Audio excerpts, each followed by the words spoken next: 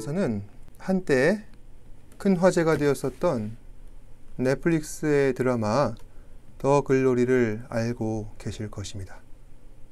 더 글로리는 학교 폭력으로 고통당한 한 여학생이 나중에 성인이 되어서 자신을 학대하였던 친구들에게 복수를 하는 내용을 다루고 있는 드라마라 할 수 있습니다. 저는 이 드라마를 보면서 다양한 사람들의 반응들이 엇갈리고 있는 것을 확인하였습니다.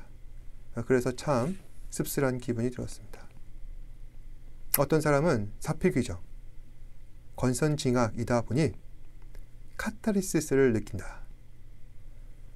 왜냐하면 우리의 현실은 악한 자가 더 잘 되고 죄 없는 사람들은 고통을 당하고 있다는 것입니다. 그러니 드라마에서라도 악인이 심판을 받는 것을 보면은 마음의 위안을 얻는 것이죠.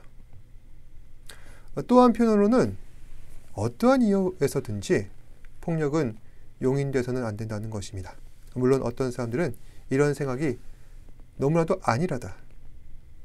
만약 죄에 대한 처벌이나 대가가 치러지지 않는다면 언젠가는 또 다른 불행을 낳게 된다는 말입니다. 하지만 그 집행자는 자신이 되어서는 안 되죠.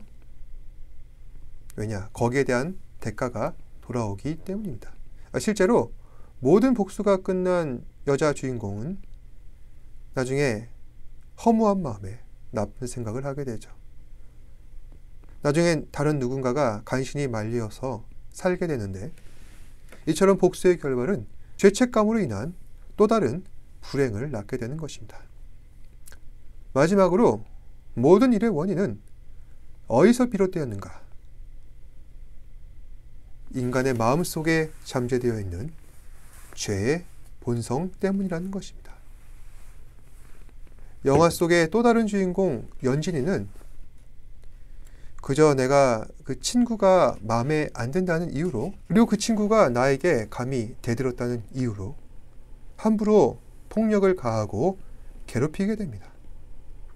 뿐만 아니라 그 주변의 사람들도 연진이가 하는 그 행동을 보면서 뜯어 말리거나 다른 누군가에게 알리려 하지 않습니다. 죄악을 방조함으로써 함께 가해자가 되고 있는 것이죠. 결국 죄를 짓는 것도, 죄를 보았을 때 방조하는 것도, 그것은 모두 다 사람 안에 죄가 있기에 그 죄로 말미암아 또 다른 죄를 부추기게 되는 것입니다. 그리고 이게 가장 비열한 태도인데, 인간은 죄인이기 때문에 어쩔 수 없지 라며 자기 합리화를 하는 것입니다. 그걸 깨달았다면 회개하고 다시는 죄를 범하지 말아야죠. 이처럼 결국에는 죄가 죄를 낳고 그 죄를 말미암아 사망을 낳게 되는 것입니다. 그리고 그 죄의 기원은 어디에서 비롯되었느냐? 인류의 조상 아담이 최초로 범한 원죄에서 비롯되었습니다. 우리는 말씀 가운데에서 인간에게는 원죄와 자범죄가 있어 그 누구도 이 죄의 굴레에서 벗어날 수 없다라고 알고 있습니다. 하지만 이것이 우리 자신에게 어떻게 적용되고 어떻게 이 죄의 문제를 해결해야 할지, 어떠한 교훈을 얻어야 할지 거기까지는 우리는 깊이 생각하지 않습니다. 다시 한 번 더 말씀드리지만 오늘 말씀은 아담의 범죄 이후 그의 후손들에게 전이된 원죄와 자범죄의 이야기를 다루고 있습니다. 이로 말미암아 우리는 죄가 우리 안에 들어왔을 때 어떻게 대처해야 하는가? 이로써 우리는 무엇을 깨달아야 하는가? 지혜를 구할 수 있게 됩니다. 먼저 오늘 본문을 보시면은 아담과 하와가 두 아들을 낳았죠. 다들 아시는 가인과 아벨입니다. 가인과 아벨은 성인이 되어서 각자의 기질과 성품을 따라 직업을 가지게 되었는데 가인은 농사꾼이었고 아벨은 목동이었습니다. 그리고 둘 다 아버지 아담과 어머니 하와로부터 교육을 받아 하나님께 제사를 드려야 한다는 것을 잘 알고 있었습니다. 그래서 가인과 아벨은 각자 자신들이 거둔 물질로 인하여 하나님께 제사를 드렸습니다. 가인은 농사꾼이었기에 곡식으로, 아벨은 목독이었기에 자신이 기른 양으로 제사를 드렸습니다. 그런데 결과는 어떻게 되었죠? 아벨의 제사는 받으시고 가인의 제사는 받지 않으십니다. 보통 여기까지 읽고 나서 많은 사람들은 가인과 아벨의 제사에 대해서 이렇게 생각합니다. 가인의 제사는 받지 않으시고 아벨의 제사에 대해서만 응답하신 그 이유를 궁금해하는 것입니다. 그러다 보니 이런 이야기를 합니다. 원래 하나님께서 기뻐하시는 제사는 곡식 제사가 아니라 어린 양을 죽여서 바치는 제사야. 왜냐? 예수님께서 십자가에 달려 돌아가셨잖아. 이건 유월절 어린 양으로서 우리를 위해 돌아가신 것이며 그 피로 말미암아 우리가 구원을 받았기에 자기 자신을 온전히 드리는 그러한 예배를 지금 아벨은 드리고 있는 거야. 라며 나름 근거 있는 신학적 해석까지 곁들여가며 우리에게 설명합니다. 물론 예수님께서는 유월절 어린 양으로 오셨고 우리를 위해 돌아가셨는데 아벨은 그 의미로 말미암아 하나님께서 제사를 받으셨다라는 그런 얘기가 어느 정도는 타당성이 있습니다. 그렇지만 하나님께서 아벨의 제사를 그렇다고 해서 받으셨는가? 그것 때문에 가인의 제사를 받지 않으셨는가?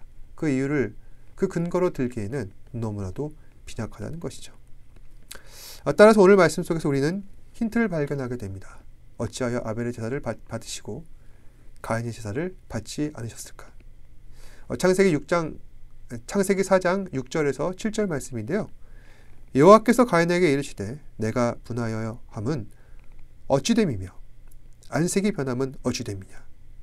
내가 선을 행하며 어찌 낯을 들지 못하겠느냐? 선을 행하지 아니하면 죄가 문에 엎드려져 있느니라. 죄가 너를 원하나 너는 죄를 다스릴지니라. 6절에 보시면은 하나님께서는 가인의 표정을 살피시죠. 그랬더니 가인은 분노가 치밀어 올랐습니다. 또한 하나님께서는 그 모습을 보고서 너는 선을 행하지 아니하므로 죄가 문에 엎드려져 있다고 합니다. 다시 말해서 가인은 이미 그 마음속에 죄를 품었다는 것이죠. 그 마음속에 죄가 있으니 하나님께서는 가인의 제사를 받지 않으신 것입니다. 따라서 가인은 하나님께 제사를 드리려면 마땅히 그 마음속에 있는 죄를 다스려야 하는 것입니다. 하지만 가인은 그 경고를 가볍게 무시하는 것이죠. 그리고 마음이 격분하여서 아벨을 몰래 죽여버립니다. 그리고 그 아벨의 피는 땅을 적시게 되었습니다. 하나님께서는 이 모든 광경을 다 지켜보고 계셨습니다. 그리고선 가인을 부르시죠. 내 동생 아벨은 어디 있느냐? 그러자 가인은 시니컬하게 대답합니다. 제가 아우를 관리하는 사람입니까? 하나님께서는 이미 모든 것을 알고 계시면서도 굳이 가인에게 물어보신 것은 살인 이후에 가인의 반응을 보시려고 하신 것입니다. 결코 일어나서는 안 되지만은 만약 저희가 가인과 같은 죄를 범하게 되었을 때 우리는 어떻게 해야 합니까? 회개했어야 하죠. 자수해서 광명 찾아야 하는 것입니다. 그런데 가인은 발뺌하는 겁니다. 이미 범죄였음에도 자신의 그 죄를 부인하고 그로 인하여서 죄를 쌓고만 있는 것입니다. 여기서 몇 가지 의문난 점들이 있습니다. 첫 번째는 왜 하나님께서 가인의 죽음에 아무 말도 없으시는가? 왜 하나님께서는 아벨의 죽음에 아무 말씀도 없으신가? 살다 보면은 너무나도 안타깝고 억울한 죽음들이 있습니다. 얼마 전에 그 제주항공의 참사도 마찬가지인데 이런 사건 사고들을 보면은 가슴이 먹먹해져 오죠. 책임질 사람은 책임을 안 지고 엉뚱한 사람들이 주변에 어슬렁거리면서 숟가락을 얹으려고 참으로 일어나고 있는 모습들을 보면은 안타깝기 그지없습니다. 왜 하나님께서는 악에 대하여서 즉결을 심판하지 않으시고 왜 이처럼 억울한 사람들에게 그 고통에 아무 말씀도 없으실까? 그 이유를 우리는 알 수 없습니다. 오직 하나님 한 분만 아실 테지요. 하지만 한 가지 분명한 사실은 하나님께서는 모든 만물을 창조하셨고 놀라운 섭리로서 우리를 다스리시지만 때로는 이와 같이 이해할 수 없는 일조차 하나님의 섭리라는 것입니다. 그 섭리를 온전히 받아들이고 인정하느냐, 하지 못하겠느냐, 이것은 신앙의 영역이죠. 다만 억울한 죽음, 이 아벨의 억울한 죽음을 통하여서 깨닫게 하신 부분도 분명히 있습니다. 하나님께서는 언제가 되었든지 반드시 아벨을 죽인 그 가인의 죄의 대가를 반드시 물으실 것입니다. 살아서는 세상의 법으로 그 죄의 대가를 물으실 것이고, 불충분하다면 죽어서도 반드시 그 대가를 물으십니다. 뿐만 아니죠. 범죄했음에도 회개치 않은 사람들이 있다면, 그리고 또 하나님께 속하지 않은 사람들이 있다면 하나님께서는 반드시 그 사람들을 심판하신다는 것입니다. 그래서 하나님 관점에서 보았을 때 인간의 죄악이란 공소시효가 없습니다. 아무리 그 사람이 세상법으로 처벌을 받고 대가를 치른다 할지라도 평생 그 죄의 무게를 범죄한 당사자가 짊어지고 가야 하는 것이 바로 하나님 나라의 법이라는 것입니다. 그 책임지는 방도는 역시 하나님의 심판인 것이죠. 하나님께서는 끊임없이 가인에게 추궁하십니다. 그럼에도 가인은 어떻습니까? 묵묵부답이죠. 그러면서 하는 말이 제가 아우를 지키는 자니까, 아니 죄를 지었으면서 회개치 아니하고 도리어 역정을 내는 참담한 모습이 아닐 수 없습니다. 이제 하나님께서는 도저히 참으실 수 없으시죠. 가인의 모든 죄를 알고 계시기에 그에게 징벌을 내리십니다.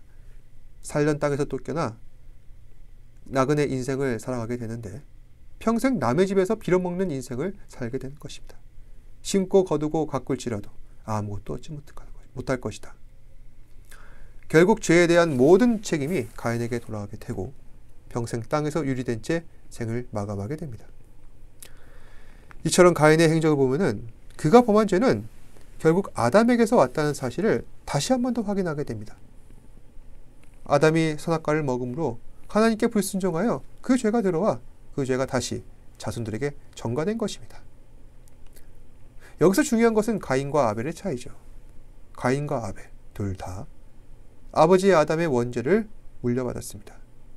그렇다면 아벨도 가인과 마찬가지로 죄를 지어야 할 것입니다. 하지만 아벨은 그렇게 하지 않았죠. 도리어 하나님께서 만족하시는 제사를 드렸습니다. 이 점은 우리에게 무엇을 시사하느냐? 아무리 우리 안에 원죄가 있다 할지라도 자범죄를 범하지 않을 가능성이 있다는 것입니다. 그렇다고 해서 우리가 죄를 범하지 않는다, 그런 얘기가 아니죠. 죄를 범할 가능성도 있지만 특정한 조건이 우리 안에 주어졌을 때 우리는 죄를 떠날 수 있다는 것입니다. 그럼 어떻게 해야 우리는 죄를 떠날 수 있게 됩니까? 바로 하나님의 은혜가 우리 안에 임할 때입니다. 하나님의 은혜는 어떻게 하여 임합니까? 예배를 드릴 때입니다. 아벨은 하나님을 온전하게 예배했습니다. 하나님께서는 아벨이 드린 제사에 응답하셨죠. 그에게 은혜를 주신 것입니다. 하나님께서 그를 기억하셨습니다. 그리고 하나님께서 그를 기억하시고 그 은혜로 인하여서 아벨은 원죄가 있음에도 불구하고 더 이상 죄를 짓지 않았던 것입니다. 또 한 가지 더 우리는 아벨이 흘린 피에 대하여 생각해 봐야 할 것입니다. 창세기 4장 10절에서 11절 말씀을 보시면은 이르시되 내가 무엇을 하였느냐? 내 아우의 핏소리가 땅에서부터 내게 호소하느니라. 땅이 그 입을 벌려 내 손에서부터 내 아우의 피를 받았은즉 내가 땅에서 저주를 받으리니. 하나님께서는 계속 가인을 추궁합니다. 그럼에도 가인은 연신 부정하죠. 그러면서 하시는 말씀이 내 아우의 피가 땅에서부터 호소하는데 어찌하여 너는 내가 범한 죄를 부정하느냐? 그로 말미암아 저주를 받으리라. 이 구절은 표현이 굉장히 특이하다 할 수 있습니다. 아벨의 핏소리가 들린다. 이건 무엇이죠? 이것은 장차 우리에게 약속하실 하나님의 은혜의 복선입니다. 히브리서 12장 24절 보시면은 새 언약의 중보자이신 예수와 및 아벨의 피보다 더 나은 것을 말하는 뿌린 피니라. 다시 말해서 하나님께서는 아벨과 같이 믿음 안에 살고자 하는 주의 모든 백성들에게 아벨의 피보다 더 나은 은혜의 피를 뿌려주셔서, 즉 예수 그리스도의 보혈을 뿌려주셔서 하나님의 자비와 긍휼로 말미암아 살려주신다는 것입니다. 아벨의 피는 그 억울한 죽음을 호소하고 있습니다. 그리고 그리스도 예수의 피는 그 억울한 죽음을 구원의 소망으로 변화시키셨습니다. 그리고 그 희생의 피로 말미암아 우리는 영생과 구원의 약속을 얻게 되는 것입니다. 다시 말해서 더 이상 가인과 같이 우리는 죄에 머물러 살 수 없다는 것입니다. 죄로 인하여서 가인이 하나님을 떠났지만은 우리는 아벨과 같이 하나님의 은혜를 받아 더 이상 하나님과 떨어져 살 수 없는 존재가 되었다는 것입니다. 말씀을 맺겠습니다. 하나님의 사랑과 자비가 우리 안에 있는 죄를 이기게 하십니다. 그러하기에 우리는 죄를 이길 하나님의 능력을 구해야 할 것입니다. 우리를 용서하시는 하나님, 우리를 변화시키는 하나님을 온전히 의지하며 죄의 확산을 늦추고 하나님의 그 은혜 앞에 더 가까이 나아가시기 바랍니다. 아벨과 같이 하나님을 가까이 하셔서 우리를 구원하시는 하나님, 영원토록 약속 안에 거하시는 하나님, 그 하나님을 의지하며 살아가시는 저와 여러분 되시기를 주님의 이름으로 축복합니다. 기도하겠습니다. 고맙고 사랑이 많으신 아버지 하나님, 오늘 우리에게 약속의 말씀을 주셔서 온전히 주님의 은혜 안에 거하며 영원토록 주님과 동행하며 함께하는 주의 자녀들에게 그 약속된 구원과 생명의 은혜를 주신다는 것을 다시 한 번 더 되새겨 봅니다. 우리는 모두 다 우리 안에 죄가 있어서 죽을 수밖에 없는 존재입니다. 그렇지만은 아벨과 같이 하나님의 은혜를 힘입어 그로 말미암아 생명을 구하고 온전한 예배를 드릴 수 있는 그러한 은혜가 우리 안에 있기를 소망합니다. 우리 사랑하는 지체들 하나님의 은혜 가운데 거하며 매 순간 주님을 예배할 때에 온전하게 주님을 경외하며 살아갈 수 있도록 인도하시고 또한 그로 말미암아 그 생명을 구하시는 하나님의 은혜 앞에 더욱더 가까이 나아가는 사랑하는 지체들 되게 하여 주옵소서. 모든 말씀 예수님 이름으로 기도합니다. 아멘. 하늘에 계신 우리 아버지여, 이름이 거룩히 여김을 받으시오며 나라가 임하옵시며 뜻이 하늘에서 이루어진 것 같이 땅에서도 이루어지이다. 오늘 우리에게 일용할 양식을 주시옵고 우리가 우리에게 죄 지은 자를 사하여 준 것 같이 우리 죄를 사하여 주시옵고 우리를 시험에 들게 하지 마시옵고 다만 악에서 구하시옵소서. 나라와 권세와 영광이 아버지께 영원히 있사옵나이다. 아멘. 우리 주 찬양해 주가 우리 삶 가운데